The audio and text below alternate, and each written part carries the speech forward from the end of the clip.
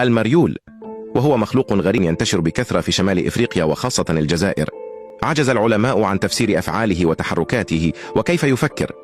إنه شخص غريب فعلا، يرتدي عادة ألبسة من شركة لاكوست، وهذا منذ 2008 وإلى يومنا هذا. وإذا أراد التجديد والتطور غير لون اللاكوست الخاصة به من الأحمر إلى الأخضر. حذاؤه هو لاريني ويتفاخر به في كل مكان، وإذا انتقده شخص يقول له أن هذا الحذاء يستطيع أن يشتريك بثمنه. إذا سمع كلمة تيك توك فبدون إرادته أوتوماتيكيا سيقوم بحركات تبدو كطقوس لاستحضار الجن، لكنها ليست كذلك، بل هي رقصتهم الشهيرة وهي الواي واي. يعشقون أغاني الراي التي ليس لها معنى في كلماتها.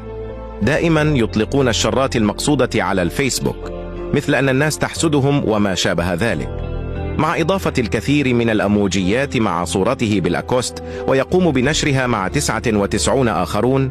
دائما يشتكي من ظلم الدولة ويريد الهجرة إلى أوروبا، مع أنه لا يتقن اللغة الإنجليزية ولا الفرنسية ولا حتى العربية. حلمه الوحيد هو دخول السجن لكي يكون فخرا لقبيلة المريولين، ويكتب اسمه بأحرف من ذهب. ويقوم أولاد حيه بالدعاء له بطلاق سراحه في الفيسبوك.